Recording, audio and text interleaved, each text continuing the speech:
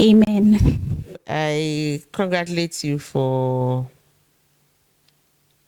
I say leadership is servantship. So once you, I think your people have some trust in you. That's why they give you the opportunity to serve them. So if you have agreed to serve, it means that you need to serve them well. And therefore, within your tenure, what can they say that through your influence that this happened? So I congratulate all of you for achieving this feat. So before we go any further, maybe I want to introduce yourselves to me. Let me know who you are before we can continue. Okay, thank you. So my name is Duncan Franklin Aziato.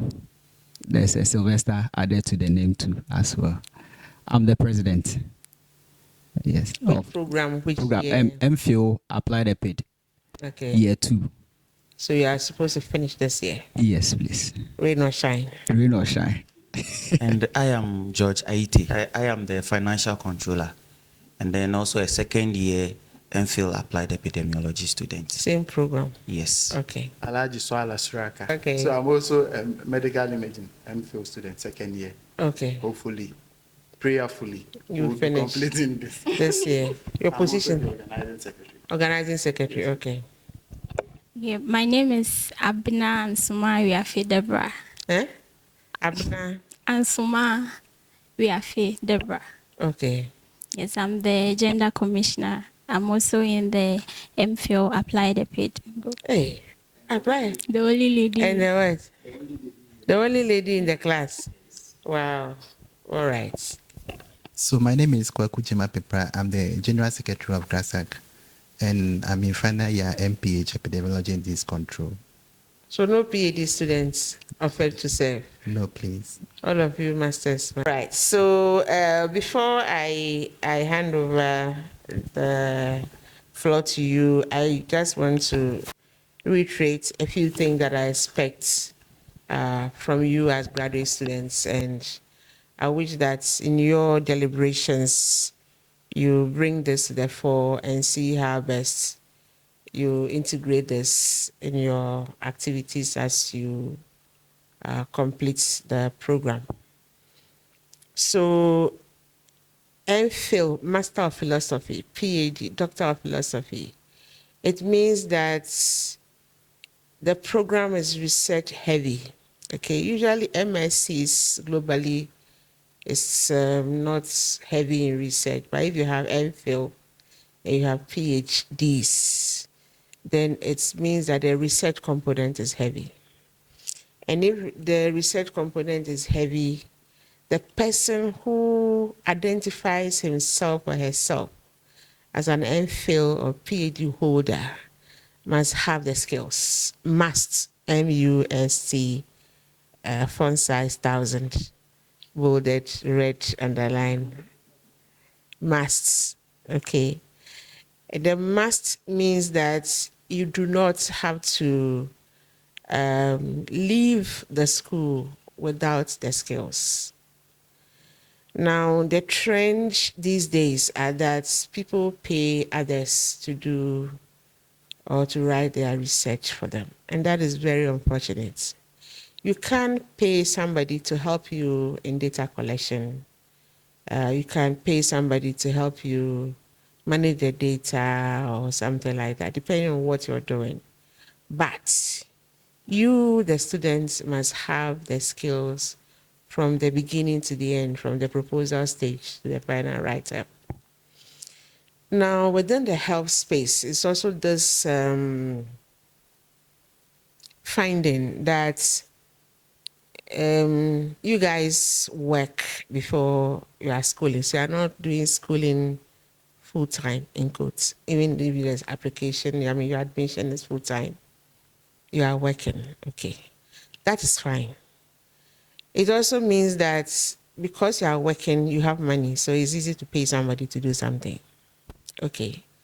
It also means that because you are working, you do not have the time to invest in your work. That is where the challenge is. And usually graduate students are mature students, so you have other competing responsibilities. All these are things that your leadership must discuss with your members to be aware, conscious, to have to make conscious efforts to devote time for their study. Nobody called you. You applied. You decided to come to school. So you need to pay your dues as a student and finish, okay? And you also know that your engagement with faculty, you are not the only students a particular supervisor is overseeing. So some of us, we have students from other universities, both national, local, in Ghana and international. And maybe you have 5 or 6 or 7 students under one supervisor, plus undergraduate students, and the person will be teaching and all that. So if you don't have that resilience, that constant push. Yes, you submitted your work to me yesterday or a month ago. You never followed up. Other students and I've forgotten. It's normal, okay? So you have to tell your members to make the efforts to connect and follow up on their work from their supervisors as much as possible. And if you don't have a particular skill, you don't know it, go on the net, teach yourself. Don't be shy to say, I don't know. And then you also engage your colleagues to help you get the skills, because you have to. It's a must for you to get the skills before you graduate. And whatever you have to do to get it, you have to do it. And that means that you have to learn how to write. You must invest in data analysis software yourself. I, during my graduate studies, bought my own bibliographic manager and notes. I bought NVivo for my qualitative data analysis, and I've been using it. I got a perpetual license. I've been using it since. Okay, so you should try and invest in your research. Should I say ingredients? So after school, you can continue using them. I'm not expecting you to leave this university with only the research skills. How can you finish an MPhil PhD program and you can't present, like you can't stand in front of your peers and talk? Because when you have master's degree, you are a senior staff, you are a senior employee of any organization. Even with first degree, you are not a junior staff, most places, and then masters. If you are not the leader, then you are the second or third in command. So masters holders in some fields are always at the top.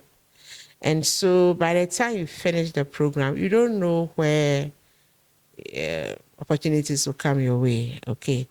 And I always remember one philanthropist from the US who visited us some time ago, some years back, and said that the saddest thing ever would be for you to get an opportunity and not ready.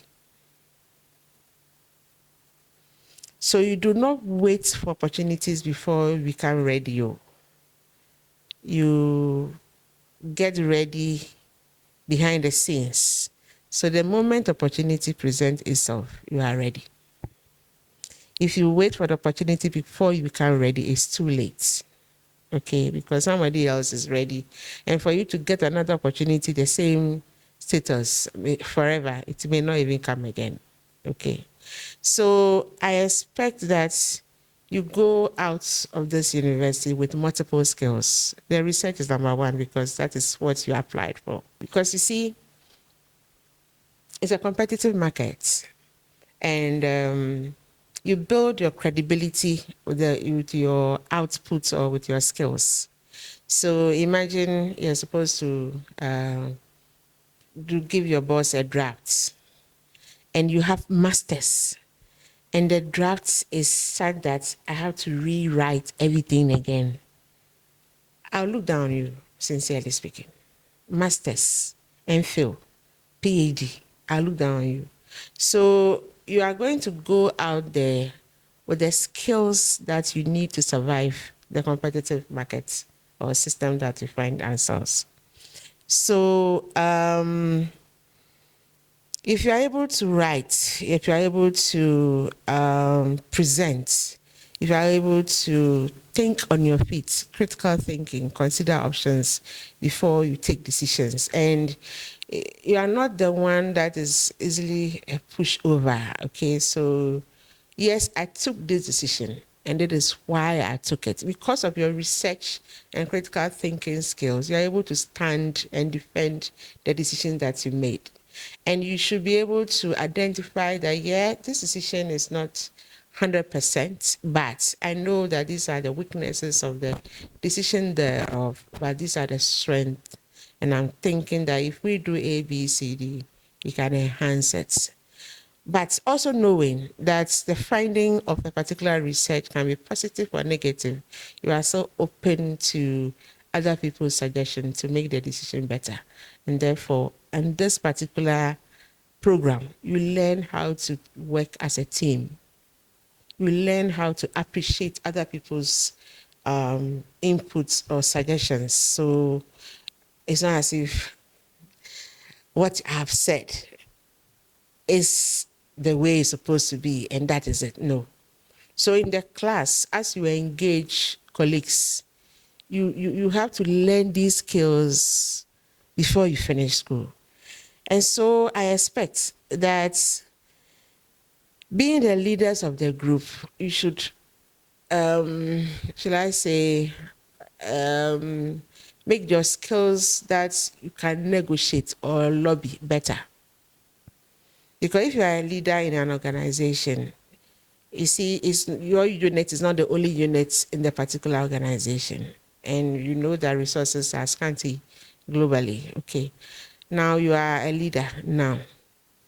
What negotiation? So the school that you are in, the programs that you are running, you know, the graduate programs is not every school in the university.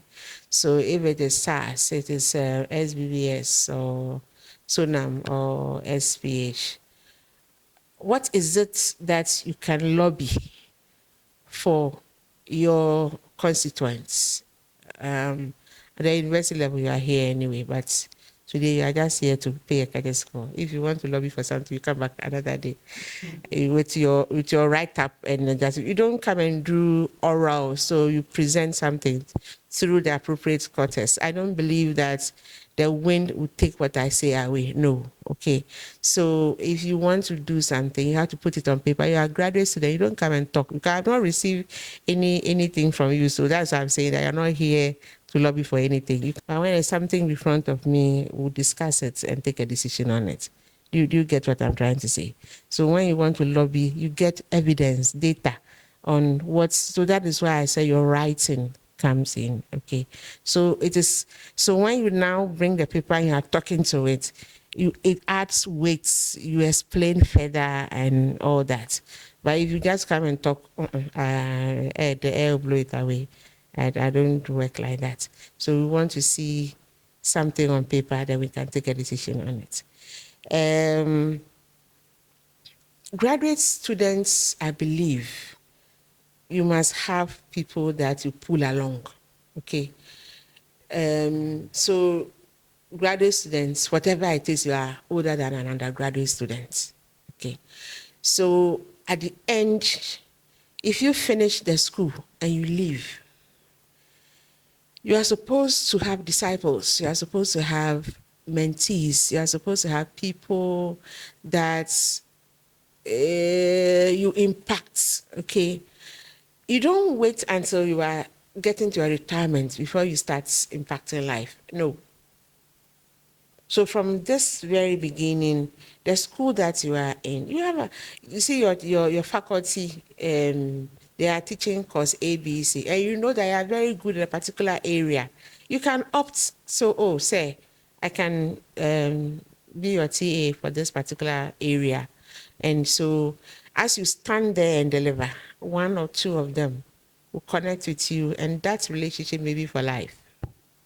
Okay, so I expect that you tell your constituent that I expect them to mentor the young ones.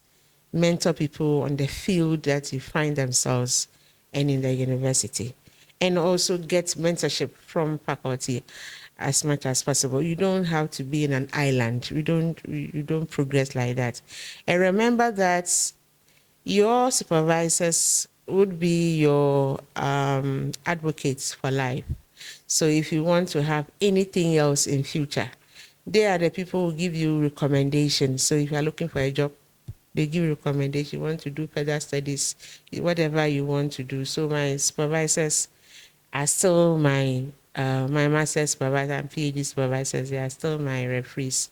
So whatever I do, I update them. Whatever I need, I request it from them because I've built a relationship with them. Okay. I also expect that as graduate students, if I meet you, I should admire you. Not admire you in a negative aspect, but your grooming. If you are undergraduate, you do autofista, okay, fine. You are now growing, no problem. But graduate level, you know that if you finish, you are going to be a senior staff, kind of, and first impression is very important. And then you are you are dressed anyhow. I don't know. You are not so well shaped. You're having iron your things. I say, hey, this one there is serious. Tell your constituent that I expect that anytime I meet any of them, I should see the difference between them and undergraduate students. I expect that they should take that tag of MPhil, PhD, whatever graduate tag seriously. It's a serious business. And, you know, the way you start is the way you continue. And so anytime I see Duncan, I should see a gentleman. Anytime I see Abner, I mean, it's not like today I see you like that, tomorrow. No, no, no, no, no. And the way you communicate should stand out. Okay. So I just wish that together as a body, you set the record straight so that subsequently those who come after you would learn from you and also try to maintain the standard. I hear some people are not able to complete on time, and it's very, very bad. It's a 2-year program, it's a 4-year program. You commit to it and finish. So that's why I asked you, rain or shine. It is your work. It is you who have to push and finish. And so I've said quite a few things.